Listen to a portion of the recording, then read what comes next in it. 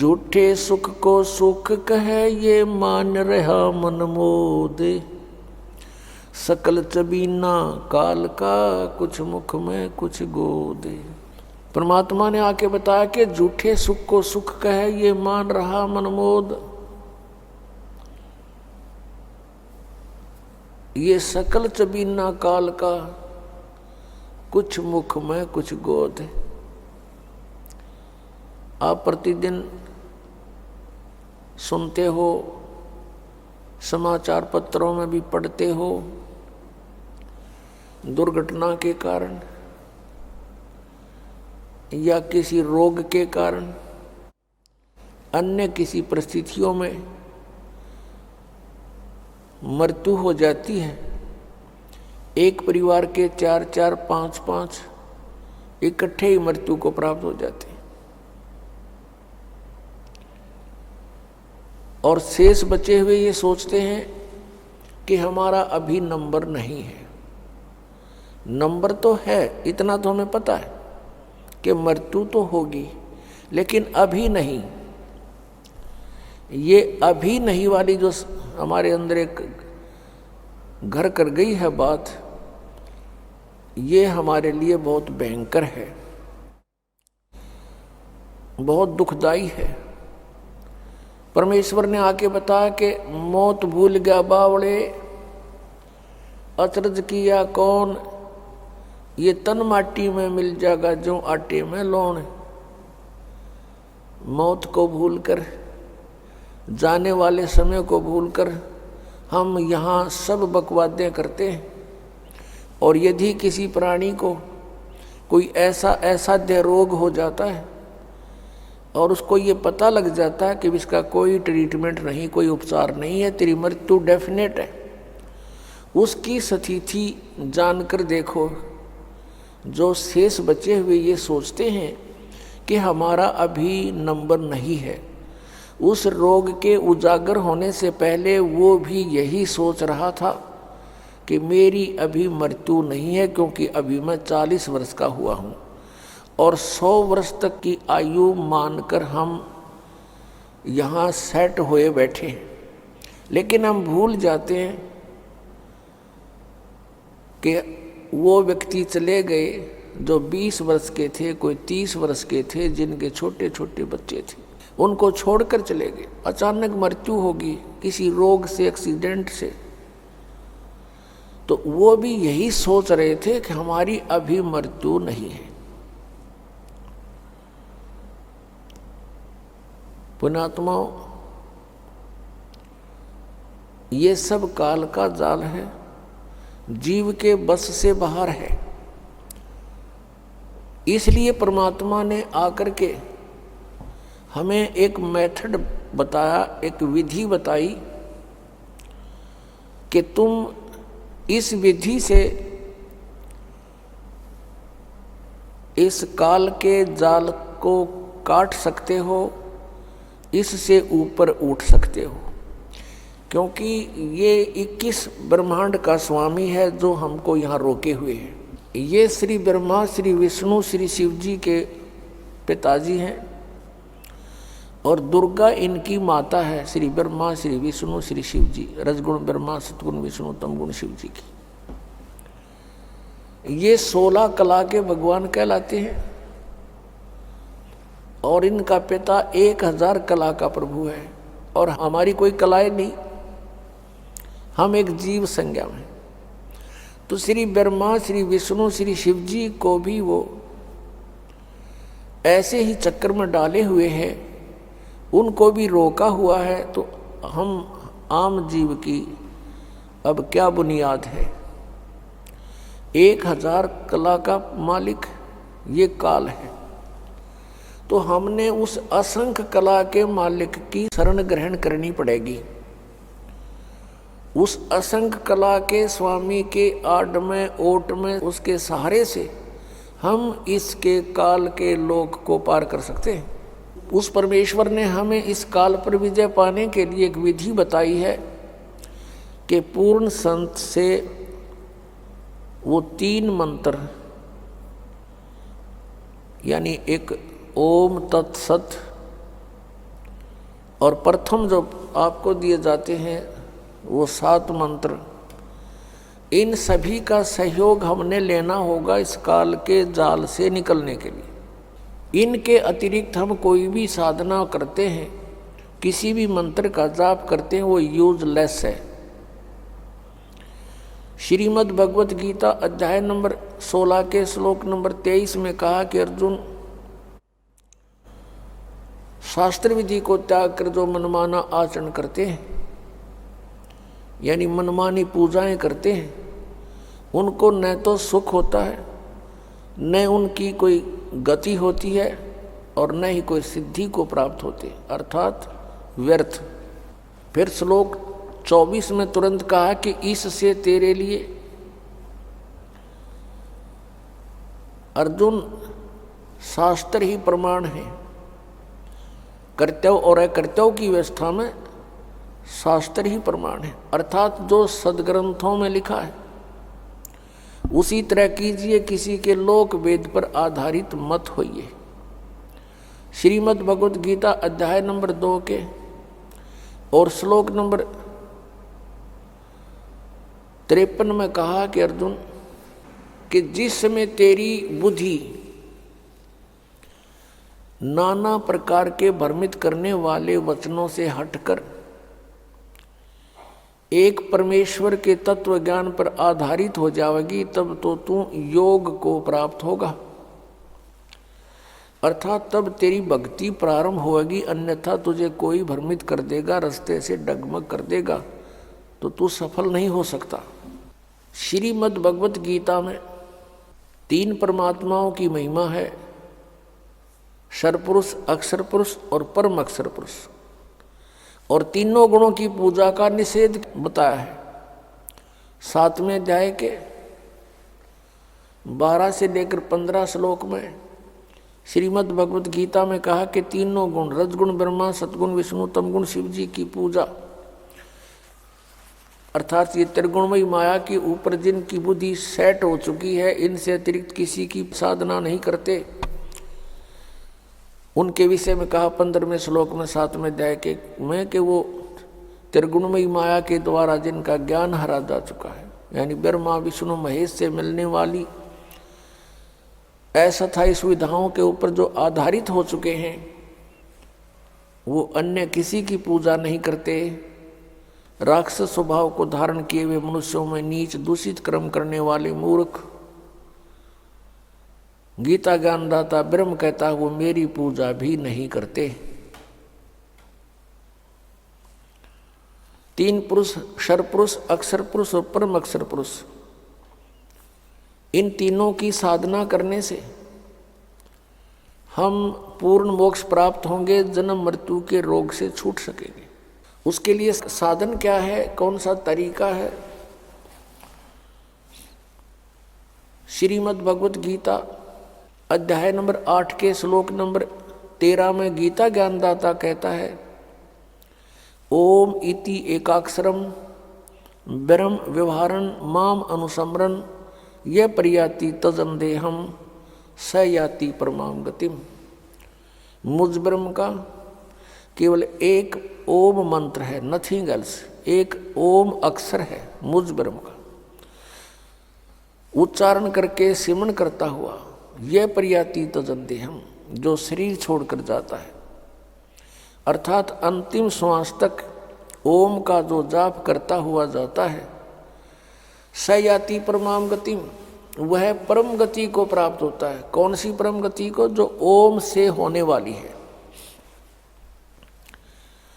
ओम के जाप से, ये ब्रह्म का जाप है, सर्वपुरुष का जाप है, इससे क्या प्राप्ति होगी, क्या उपलब्धि होगी? कि ब्रह्मलोक प्राप्ति होगी।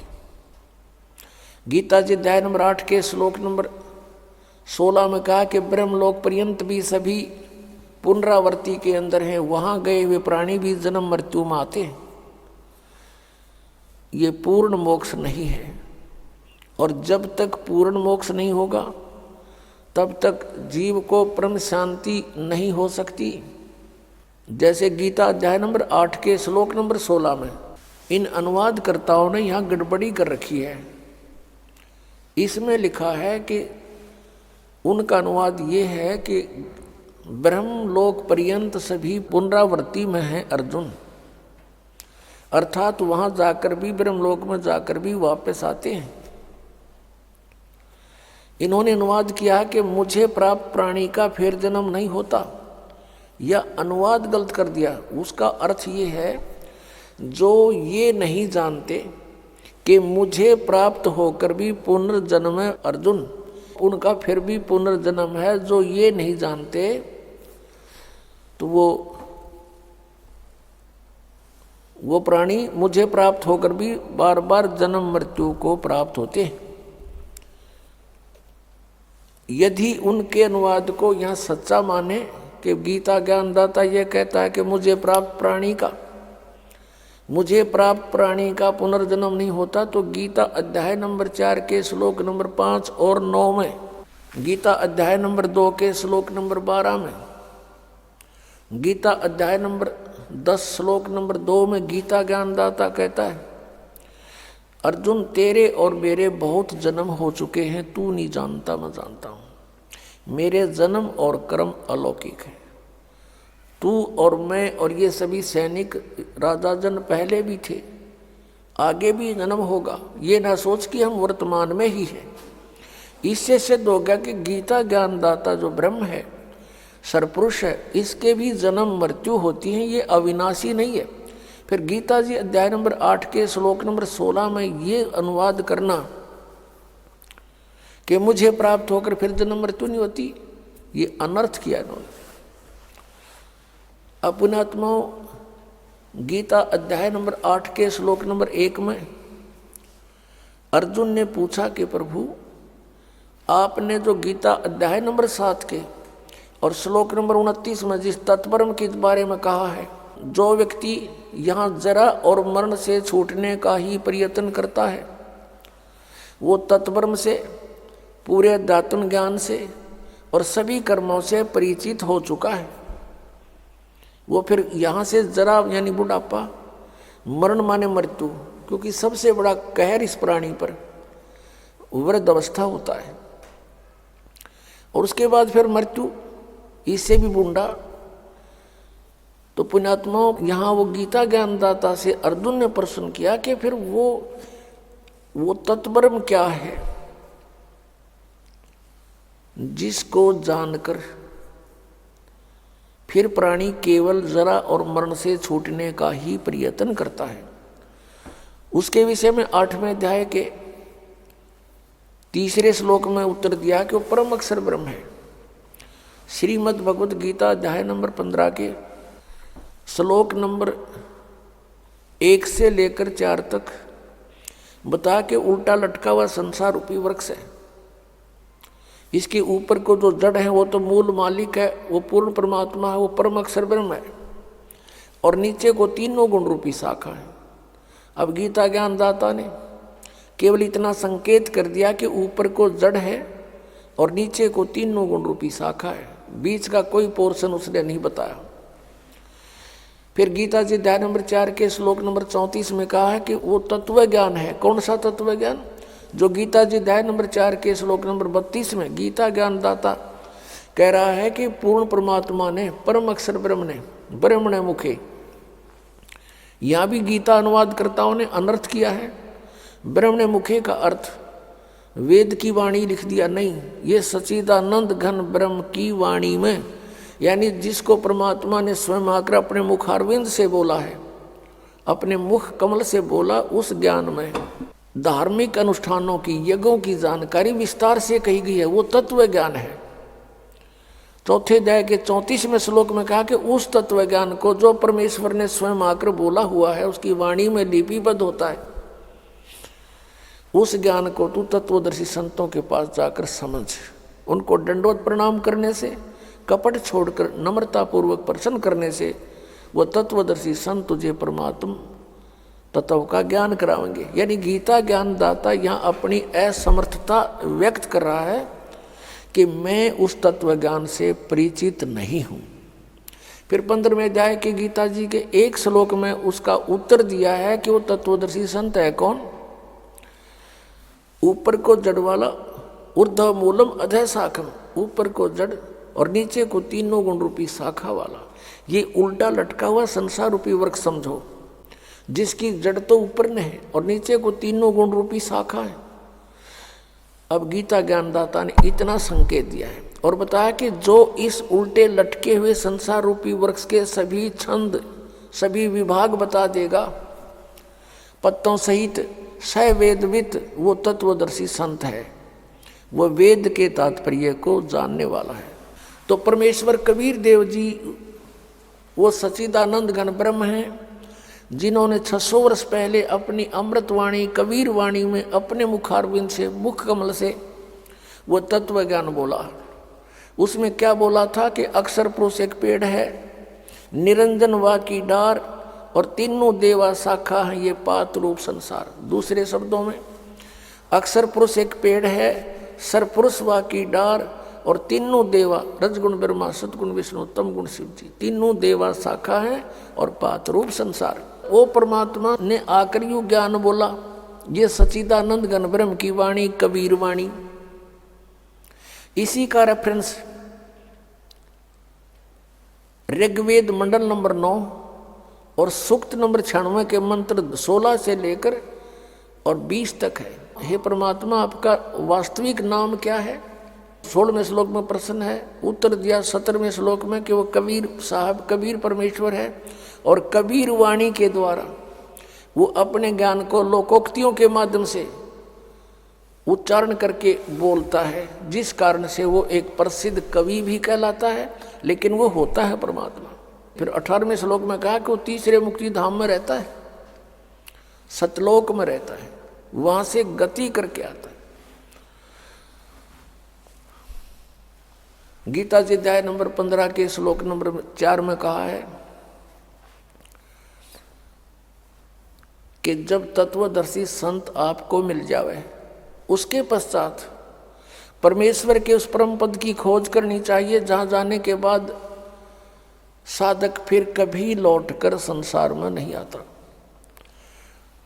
और जिस परमेश्वर ने सारे ब्रह्मांडों की यानी संसार रूपी वृक्ष की रचना की है, और मैं भी उसी की शरण में हूं, केवल उसी की भक्ति करनी चाहिए। अनन्य मंत्र श्रीमद् भगवत गीता अध्याय नंबर 18 के श्लोक नंबर 62 में कहा कि अर्जुन, तू सर्व भाव से उस परमेश्वर की शरण में जा, उसकी कृपा से तू परम शांति को और सनातन परम धाम को प्राप्त होगा, शाश्वतम स्थानम। अब इससे सिद्ध हो गया कि गीता ज्ञान दाता श्री कृष्ण जी में प्रवेश करके ब्रह्म बोल रहा है, और ये भी नाशवान। इसका मंत्र जो ओम नाम है, केवल इसकी साधना करने से जो प्राप्ति होगी वो भी यूजलेस, क्योंकि ये सरपुरुष है, नाशवान है। अध्याय नंबर 15 के श्लोक नंबर 16 और 17 में 3 प्रभु बताए, सरपुरुष, अक्षर पुरुष और परम अक्षर पुरुष। परम अक्षर ब्रह्म जो 8वें अध्याय के मंत्र 1 का उत्तर 8वें अध्याय के 3रे श्लोक में दिया गीता ज्ञानदाता ने कि वो परम अक्षर ब्रह्म है। तो गीता जी अध्याय नंबर 15 के श्लोक नंबर 16 में 2 पुरुष, सरपुरुष और अक्षर पुरुष की जानकारी है। सरपुरुष है ये जो ये ब्रह्म है, ज्योति निरंजन काल है, 21 ब्रह्मांड का स्वामी है, इसका ओम नाम है। फिर अक्षर पुरुष ये 7 संख ब्रह्मांड का स्वामी है, और इसका गीता जी अध्याय नंबर 17 के श्लोक नंबर 23 में जो ओम तत्सत 3 मंत्र कहे हैं, उसमें से इसका ये तत् मंत्र है, ये सांकेतिक है। ओम और तत् मिलके यह 2 अक्षर का सतनाम बनता है। और तीसरा जो सत्य है वो सार नाम की तरफ संकेत है।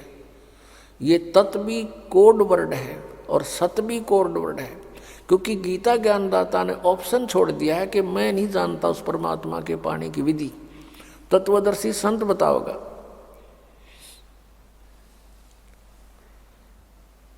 अब जो प्रसंग चल रहा है कि शास्त्र विधि को त्याग है, जो मनमाना आचरण करते हैं उनको कोई लाभ नहीं होता। गीता जी अध्याय नंबर 16 के श्लोक नंबर 23 में और 24 में स्पष्ट कर दिया कि इससे तेरे लिए कर्तव्य और अकर्तव्य की व्यवस्था में सदग्रंथ ही प्रमाण है, किसी के लोक वेद पर विश्वास मत करना। तो यहाँ जो गीता जी अध्याय नंबर 15 के श्लोक नंबर 16 में कहा है कि सरपुरुष और अक्षर पुरुष ये दो प्रभु हैं, दो पुरुष हैं, और इनके तथा इनके अंतर्गत जितने प्राणी इनके ये सब नाशवान है।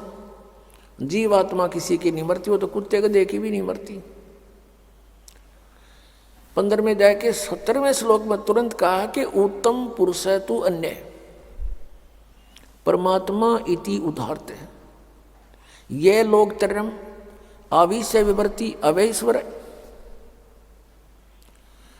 8वें अध्याय के प्रथम मंत्र का उत्तर जो तीसरे में दिया है 8वें अध्याय के में, वो परम अक्षर ब्रह्म है, वो गीता ज्ञानदाता से अन्य है और सुप्रीम पावर है। यहाँ गीता अध्याय नंबर 15 के श्लोक नंबर 17 में उसी की तरफ संकेत है कि उत्तम पुरुष है तू अन्य परमात्मा इति उदाहरते, और उसको भगवान कहते हैं। और वही तीनों लोकों में प्रवेश करके सबका धारण पोषण करता, वो है वास्तव में अविनाशी परमात्मा। तो यहाँ जैसे संसार रूपी वृक्ष के जड़ से मूल से पूरे पेड़ को आहार प्राप्त होता है, तो सबका धारण पोषण करने वाला कौन हुआ? जड़ हुआ, मूल हुआ। और वो मूल कौन है? वो परम अक्षर ब्रह्म है, वो परम देव पुरुष है। तो वो तीनों लोकों में प्रवेश करके सबका धारण पोषण करता है वो परमात्मा। कौन? परम अक्षर ब्रह्म। अब हमने ये साधना देखनी है कि किस साधना से हम जन्म और मृत्यु के रोग से मुक्त होंगे और सदग्रंथों में प्रमाण हो वही सफल होगा। अब गीता जी अध्याय नंबर 15 के श्लोक नंबर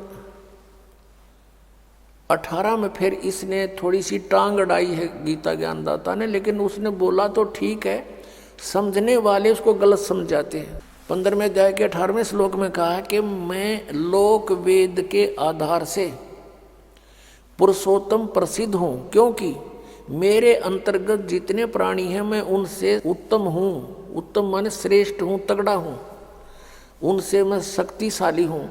इसलिए मैं लोक वेद के आधार से पुरुषोत्तम प्रसिद्ध हो रहा हूँ।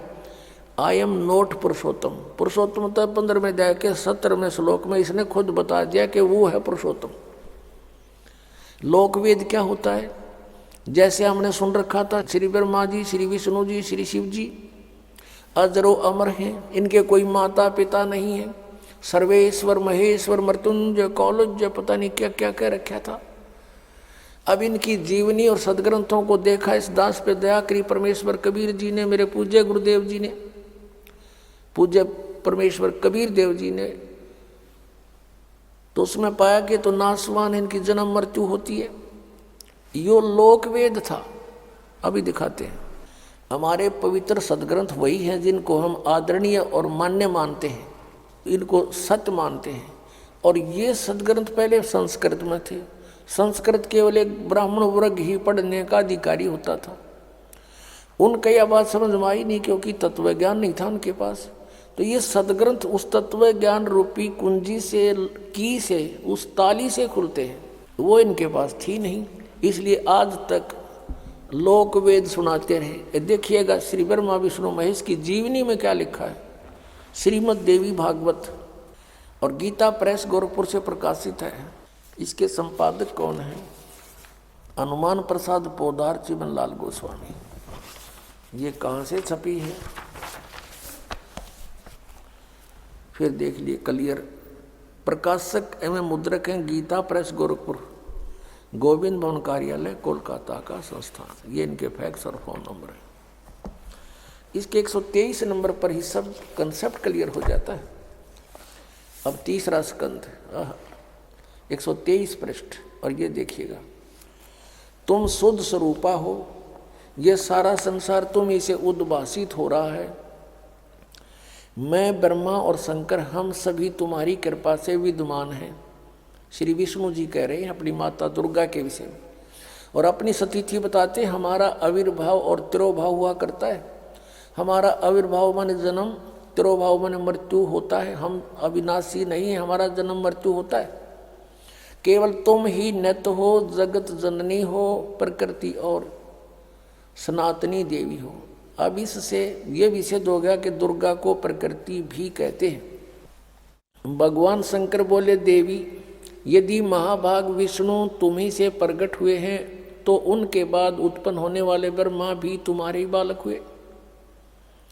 फिर मैं तमोगुणी लीला करने वाला शंकर क्या तुम्हारी संतान नहीं हुआ? अर्थात मुझे भी उत्पन्न करने वाली तुम ही हो शिवे। संपूर्ण संसार की सृष्टि करने में तुम बड़ी चतुर हो। इस संसार की सृष्टि सतीथि और संहार में तुम्हारे गुण सदा समर्थ हैं। उन्हीं तीनों गुणों से उत्पन्न हम रजगुण ब्रह्मा, सतगुण विष्णु, तमगुण शिव जी नियमानुसार कार्य में तत्पर रहते हैं। पुण्यात्माओं, इस पवित्र सदग्रंथ श्रीमद् देवी भागवत ने थोड़े से विवरण में सब कुछ कंसेप्ट क्लियर कर दिया। इसमें 5 कंसेप्ट क्लियर हो गए, 5 पॉइंट। नंबर 1, ब्रह्मा विष्णु महेश नासवान है, इनकी जन्म मृत्यु होती है। ये अजरो अमर मृत्युंजय कालज्य नहीं है।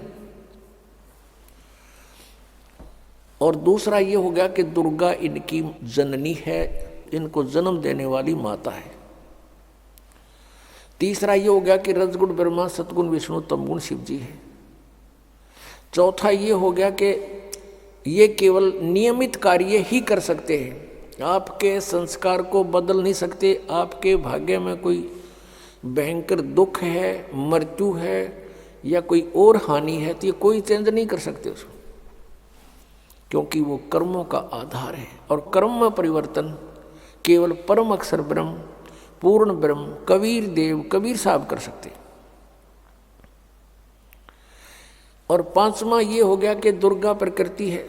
दुर्गा को प्रकृति भी कहते हैं। गीता जी अध्याय नंबर 7 के श्लोक नंबर 1 से 4 में कहा कि अर्जुन, अब ये ऐसा ज्ञान बता दूंगा कि इसको जानने के बाद फिर कुछ भी जानना शेष नहीं रहेगा। मेरी 2 प्रकार की प्रकृति है। एक तो ये जैसे जल, पृथ्वी, आयु, वायु, इस तरह की ये 8 प्रकार के, और दूसरी चेतन प्रकृति दुर्गा है। तो यहाँ श्रीमद् देवी भागवत में भी इसको स्पष्ट कर दिया है कि दुर्गा को प्रकृति कहते हैं। अब प्रसंग जो चल रहा है वही आते हैं। श्रीमद् भगवत गीता अध्याय नंबर 15 के श्लोक 18 में जो कहा है उसने कि मैं लोक वेद के आधार से पुरुषोत्तम प्रसिद्ध हूँ, क्योंकि जितने मेरे अंतर्गत प्राणी आते हैं 21 ब्रह्मांड में, उनसे उत्तम हूँ, उनसे तगड़ा हूँ मैं। इसलिए मैं लोक वेद के आधार से पुरुषोत्तम प्रसिद्ध हो रहा हूँ। लेकिन पुरुषोत्तम तो 15वें अध्याय के 17वें श्लोक में इसने स्वयं बता दिया कि वो तो परम अक्षर ब्रह्म है। तो यहाँ परमात्मा कहते हैं, कबीर परमेश्वर जी अपना उदाहरण आप पे देते हैं। आप पे आरती, आप पे साजे, आप पे किंगर, आप पे बाजे, आप पे ताल झांझ जनकारा, आप नचे आप देखण हारा।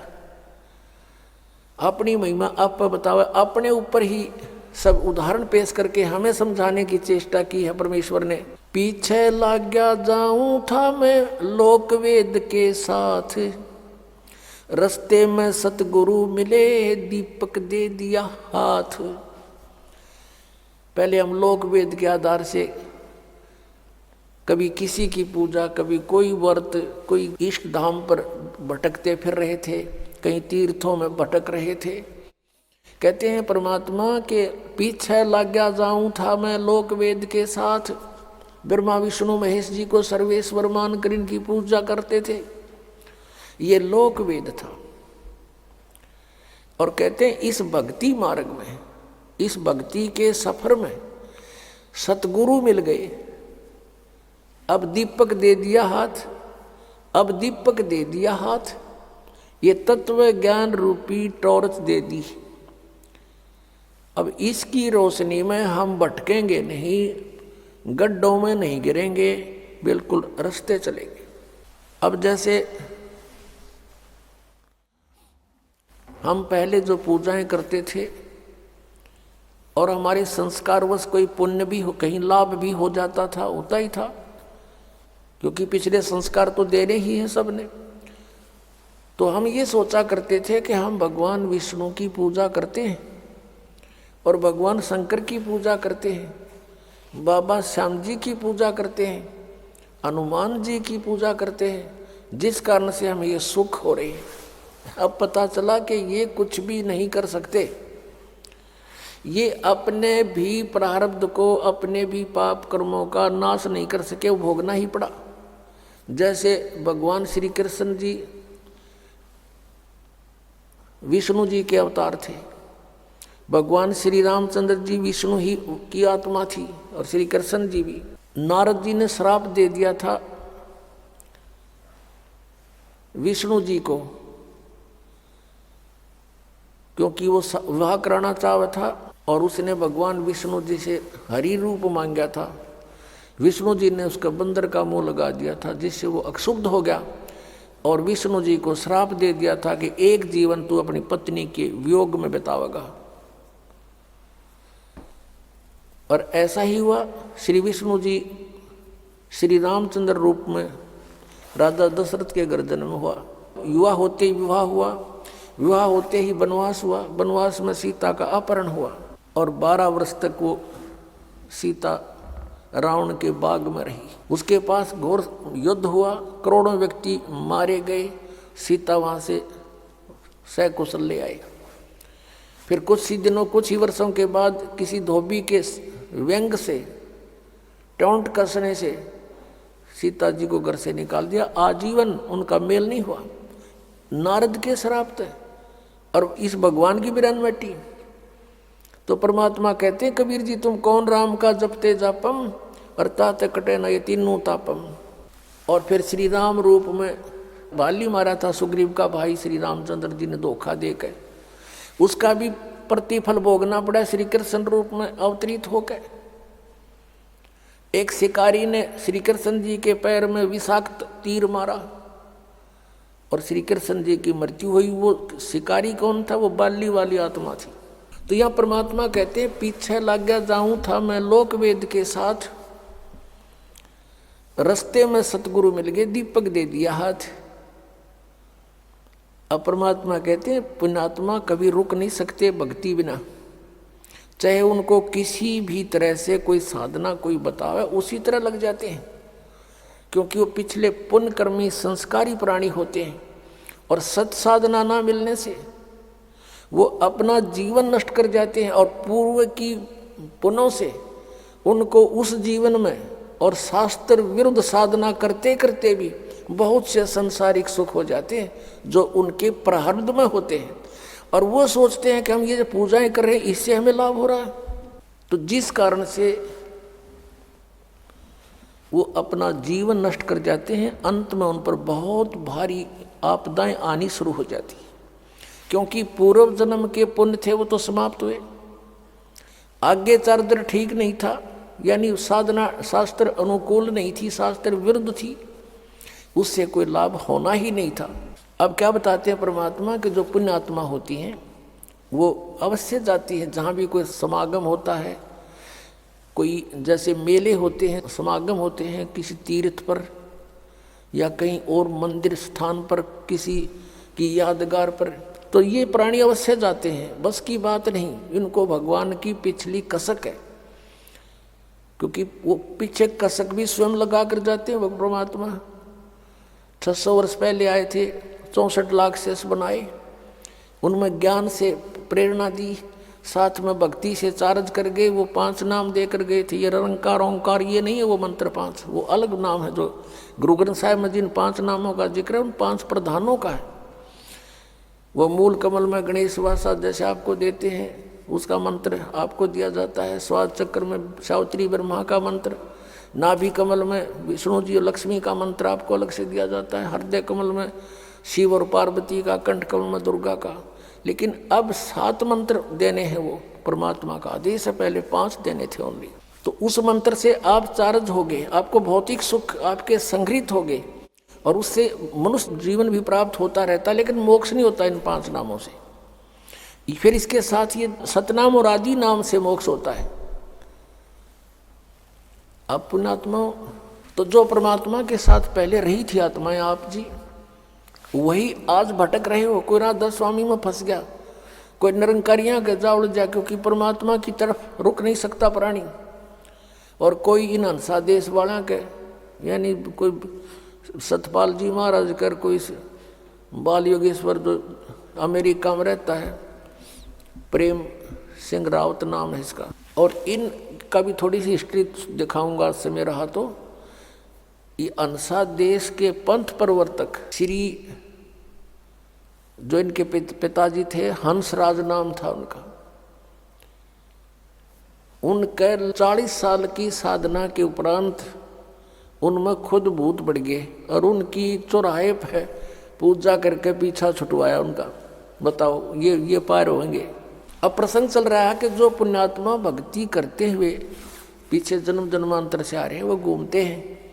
तो क्या बताना चाहते हैं परमात्मा के, मेले ठेले जाइयो मेले बड़ा मिलाप, पत्थर पानी पूजते कोई साधु संत मिल जाते। क्या कहना चाहे कि परमात्मा की चाह में लगे रहना, अवश्य भटकते रहना कहीं ना कहीं। और कहते हैं पत्थर पानी पूजते कोई साधु संत मिल जात। अब साधु संत तो रहे को नहीं, परमात्मा स्वयं आते हैं। उनके द्वारा दिया हुआ ज्ञान एक पुस्तक में लिपिबद्ध करके और उसको प्रकाशित किया गया है। उस पुस्तक को कहीं हरिद्वार में बांटा, जहाँ पर कुंभ का मेला था, कहीं पर गोवर्धन की फेरी में गए हुए भक्त वहाँ बांटा। और बांटने जाते हैं तो सब मार मार करते हैं कि ये क्या कहते हैं, ब्रह्मा विष्णु महेश के माता पिता बताते हैं, इनको मारो भगा दो। फिर भी हमारे भक्त जैसे तैसे करके कुछ ना कुछ बीज बो ही आए। और उनको पढ़कर वो पुण्यात्मा जो वहाँ भटक रही थी, धक्के खा रही थी परमात्मा की चाह में, अब पढ़ पढ़ कर यहाँ आ रहे हैं। तो उस मेले ठेले जाइयो मेले बड़ा मिलाप, और पत्थर पानी पूजते कोई साधु संत मिल जाते। अब साधु संत तो रहे नहीं, परमात्मा ने ये तरीका अपना लिया, अपनी चिट्ठी भेज दी। ये पुस्तक तत्वदर्शी संत का काम करती है। तो उसको पढ़कर आप यहाँ आ रहे हो। तो क्या बताते हैं परमात्मा के पीछे लग गया जाऊं था मैं लोक वेद के साथ, रास्ते में सतगुरु मिल गए इस सफर में, भगवान भक्ति वाले सफर में। क्योंकि आप जी कोई जय गुरुदेव जी के यहाँ गए हुए थे, कोई राधा स्वामी के, कोई वैसे परंपरागत साधनाएं कर रहे थे। तो इस भक्ति के मार्ग में ये तत्वदर्शी संत मिल गया आपको।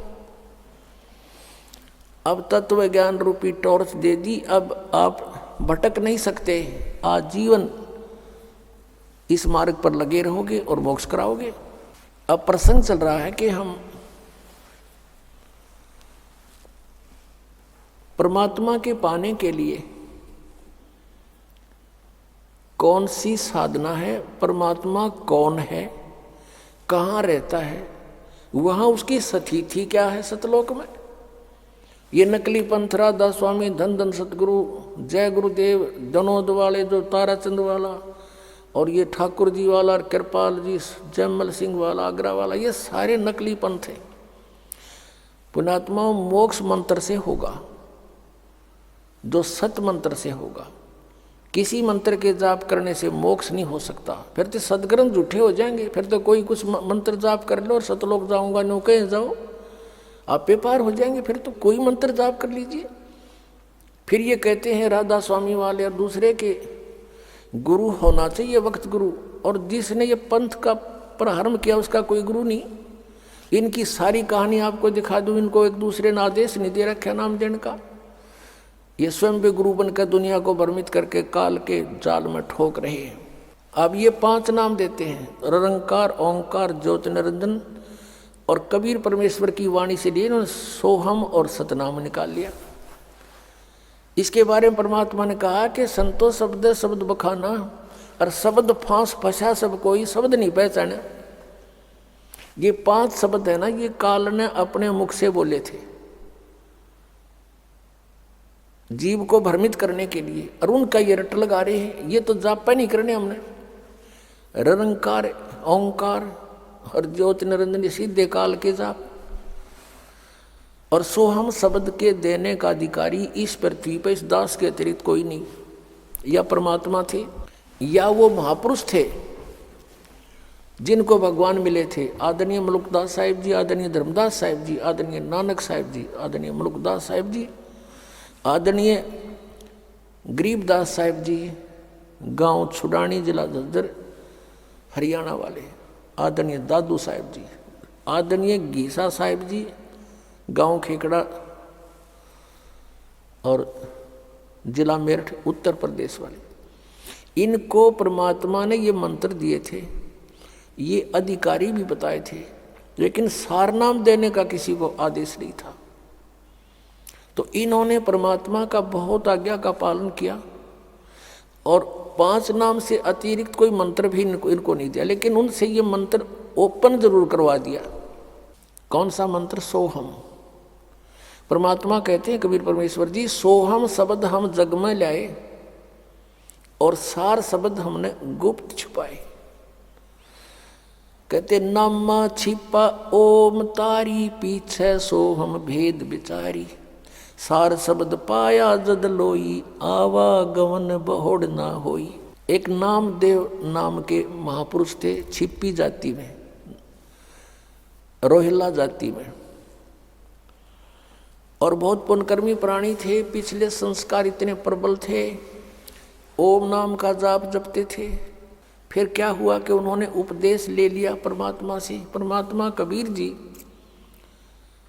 कहीं भी आकर कुछ समय रह जाते थे और वो भेद नहीं देते थे मैं कौन हूँ, कहाँ से आया हूँ। एक साधु संत रूप में कहीं रह करके 10-20 वर्ष फिर वहाँ से अंतर ध्यान हो जाते थे। उसी स्थिति में वहाँ एक नगर में रह रहे थे जहाँ नामदेव जी थे, जो पुंडरपुर एक नगर था, पुंडरपुर गांव, उस पुंडरपुर में रहा करते थे परमात्मा। तो वहाँ नामदेव जी भी उनके शिष्य हो गए और भी बहुत कुछ एक भक्त बन गए। एक रंका और वंका नाम के और बंका, ये 3 प्राणी और शिष्य हुए थे। और भी बहुत से थे पर ये सुप्रसिद्ध ये 4 थे। एक रंका, उसकी पत्नी बंका और उसकी लड़की वंका, 3 नाम थे उनके। तो नामदेव जी ओम नाम का जैसे परमात्मा प्रथम मंत्र देते थे और वो 5 नाम देते थे। नामदेव जी उससे हटकर भी वो स्वयं एक ओम नाम को विशेष महत्व देते थे पिछले संस्कार के कारण। जैसे गीता जी अध्याय नंबर 7 के श्लोक नंबर 19 में कहा कि बहुनाम जन्मानाम अंते ज्ञानवान माम प्रपद्यते। बहुत बहुत जन्मों के किसी अंत के जन्म में कोई पुण्यात्मा मुझ ब्रह्म की साधना करता है, नहीं तो अन्य उपासनाओं में जीवन व्यर्थ कर देते हैं।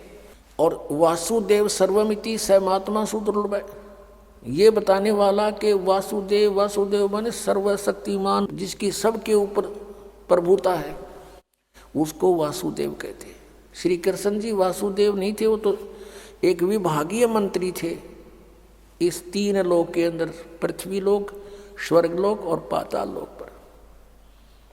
वासुदेव उनके पिताजी का नाम था। और वासुदेव नाम कहाँ से? वेदों से पंडितों पुरोहितों ने अपने यजमान का नाम बड़ी आशा रखा करती, इसलिए वासुदेव नाम रख रखा था उसका। श्री कृष्ण वासुदेव नहीं थे। वासुदेव का अर्थ होता सर्वशक्तिमान, सर्वव्यापक। यानी व्यापक का मतलब इन्होंने एक भगवान सारा फैल रहा। जैसे प्रधानमंत्री जी हैं, एक स्थान पर है लेकिन पूरे भारत में व्यापक है, ऐसे व्यापकता है उस परमात्मा की सत्ता की।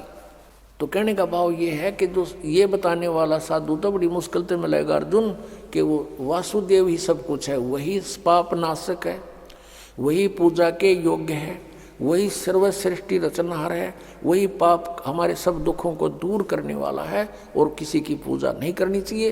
कहते ये बताने वाला साधु तो बड़ी मुश्किल से मिलता, सुदुर्लभ। अब कहने का भाव ये है कि नामदेव जी ने परमात्मा का उपदेश अवश्य ले रखा था, लेकिन फिर भी हम इसी तरह यहाँ फेल होते आए।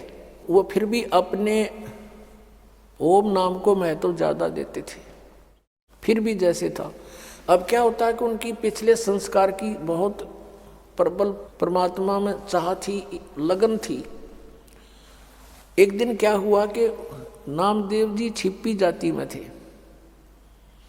और ब्राह्मण वर्ग जो है मंदिर के अंदर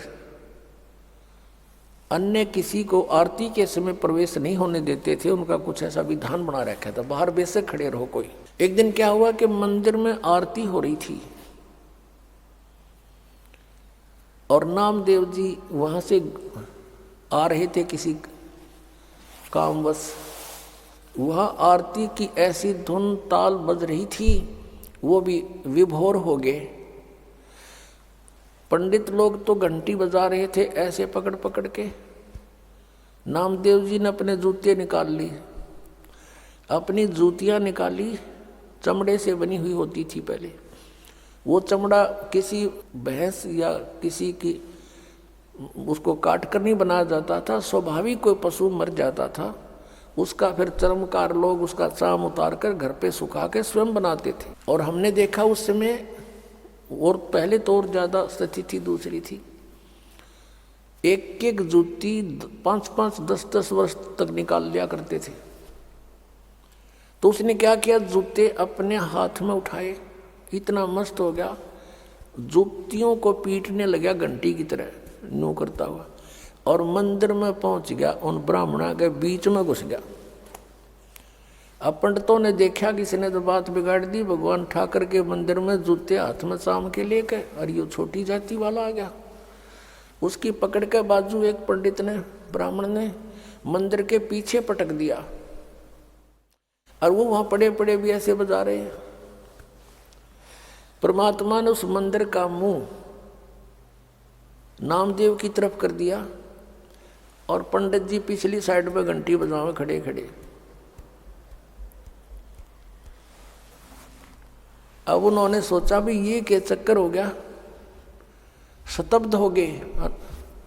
उन्हें घंटी बजानी बंद कर दी, नामदेव ने भी बंद कर दी। उठा, उसने क्या पता था कि काम ऐसे कर दिया, भगवान ने उठ कर आ गया, चलो आरती पूरी होगी। अगले दिन सत्संग था, 1-2 दिन के बाद कबीर परमात्मा ने सत्संग रखा हुआ था। उधर से क्या हुआ कि नामदेव अपने गुरु बहन भाइयों के घर पहुंचे, रंका और बंका के घर पे। वहां पर रंका बंका नहीं थे, उनकी बेटी थी वंका। उससे पूछा, ये क्या कर रही है बहन? वो एक पट्टी तैयार करे थी, जैसे देसी जड़ी बूटियां हल्दी उल्दी बना बनू के गर्म ठंडी करके। उसने पूछा क्या कर रही है? कि भाई पट्टी तैयार करूं। किसके क्या हो गया? आंटी अंकल का कुछ हो गया कि नहीं? गुरुदेव भगवान के हाथ में चोट लग गई। नामदेव ने पूछा क्या लग गया बहन? वो वंका कहने लगी, भाई तुम बाज आ जा,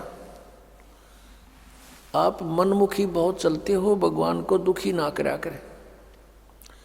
तेरा के सर में दर्द था, तू पंडिता के बीच में जा बढ़िया, आ जाता सीधा।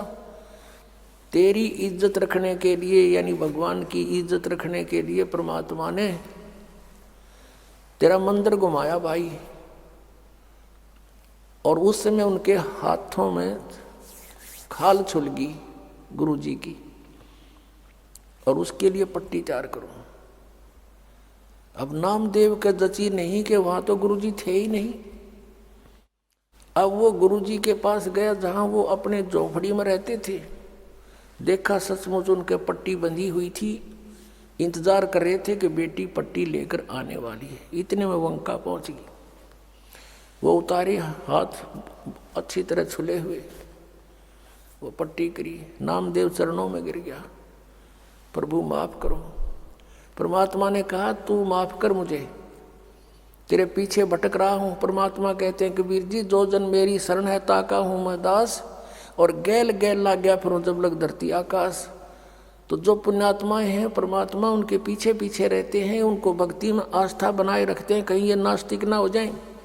और ये काल भगवान चाहता है कि गलत साधना करके इनकी ब्रान माटी हुए और भगवान की भक्ति से आस्था हट जाइए। कदे भक्ति करें, कोई ना कोई बताने वाला हो तो सुने को नहीं।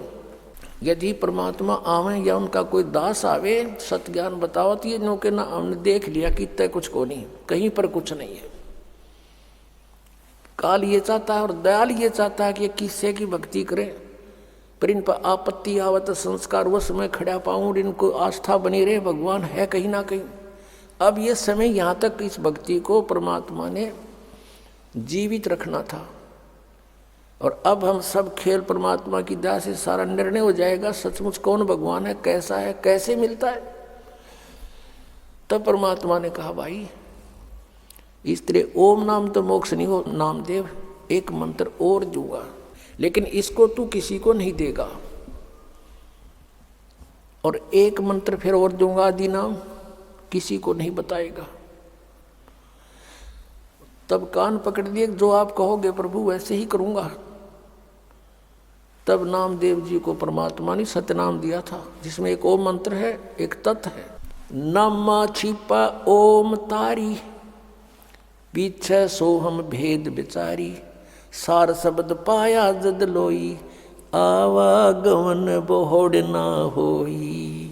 नामा छिपा यानी नामदेव छिपी, पहले ओम में लो लगा रहा था, तारी माने लो, और पीछे सो हम भेद बिचारी, परमात्मा से सुना जब पीछे सो हम भेद बिचारी, फिर समझ में आया सचमुच, और सार शब्द पाया जद लोई, फिर नामदेव का आवागमन भौड़ ना हुई। यानी ये 3 मंत्र हैं। पहला मंत्र तो वो अलग से है ही, वो तो स्टार्ट है, फर्स्ट एड है, और 2 अक्षर का सतनाम है, जिसमें एक ओम मंत्र है, एक तत् ओम सरपुरुष का और तत् अक्षर पुरुष का सांकेतिक है, और तीसरा परम अक्षर पुरुष का वो सार नाम है, जिसको आदि नाम भी कहते हैं, सार शब्द भी कहते हैं। अब इस साधना से मोक्ष होगा, किन किन का होया। आदरणीय नानक साहिब जी ने यही 2 मंत्र का नाम जपा था, प्रमाण दिखाते हैं।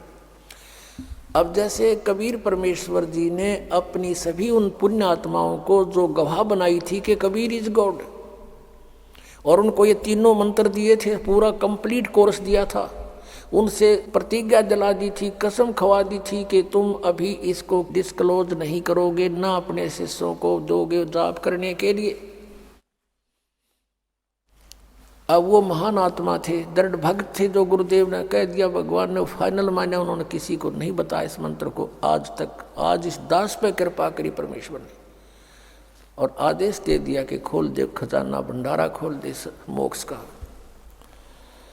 अब बात यह है कि मोक्ष सतलोक जाना है, जन्म मृत्यु का ये रोग कटाना है, वो औषधि कौन सी है, उपचार कौन सा है। अब जैसे ये 5 नाम तो सिर्फ यह संसारिक सुविधाएं, और हम यहाँ से जब चलेंगे हमारे ये कमल खुल जाएंगे इन 500 नामों के मंत्र से। और फिर बात रहेगी 2 मंत्र के, इस 3 मंत्र के 2 अक्षर का तो सतनाम, इसमें ओम और एक दूसरा गुप्त और तीसरा आदि नाम, बस इतना सम और कुछ नहीं। ना ये 5 नाम, ना अन्य वो 3 नाम, ये जो अकाल मूर्त शब्द स्वरूपी राम सतपुरुष, नहीं, ये तो एक बनावटी मंत्र है। ये तो परमात्मा की पर्यायवाची एक अक्षर है, जैसे जल पानी नीर, जल पानी नीर। अक्षर पुरुष का अर्थ है अविनाशी परमात्मा, अकाल मूर्त का अर्थ है, अकाल मूर्त का अर्थ है जिस साकार परमात्मा का काल ना हो, क्योंकि मूर्त माने साकार मूर्ति, उसकी सूरत कभी विनाश में ना हुआ मूर्ति भगवान साकार परमात्मा। और सतपुरुष का अर्थ है, सत माने अविनाशी, पुरुष माने प्रभु, अविनाशी परमात्मा, अकाल मूर्त का भी वो अर्थ। और सतपुरुष का भी वही अर्थ। और शब्द स्वरूपी राम, शब्द नाश में आता नहीं, यानी उस अविनाशी परमात्मा, राम माने परमात्मा, तीनों का अर्थ एक ही है। ये पर्यायवाची शब्द है। और ये रटवा में काल मूर्त शब्द स्वरूपी राम सतपुरुष मंडेरो, वो तो पाना है, वो तो खोजना है, वो तो उस परमात्मा को जल पानी नीर को तो खोजना है, वो जमीन में मिलेगा। उसके लिए हैंडपंप कैसे लगे, ये 3 मंत्र का जाप है। और प्रथम वो 5 नाम है जो अलग हैं, जिनको अब 7 नाम में देना पड़ता है। ये आदेश है परमात्मा का। अब कंप्लीट कोर्स करवाना है यो आपका। अब किस किस ने का मोक्ष हुआ? आदरणीय नानक साहिब जी और ये राधा स्वामी पंथ, धन धन सदगुरु पंथ सभी मानते हैं कि आदरणीय नानक साहिब जी का मोक्ष हुआ और सचखंड गए, सतलोक गए। तो उन्होंने किस क्रिया से परमात्मा पाया, वही हमने अपनानी पड़ेगी, नथिंग एल्स। अब उन्होंने वो 2 अक्षर का मंत्र आपको दिखाते हैं। पहले तो राधा स्वामी पंथ से ही इसको दृढ़ करते हैं कि सोई गुरु पूरा कहावे जो 2 अक्षर का भेद बतावे।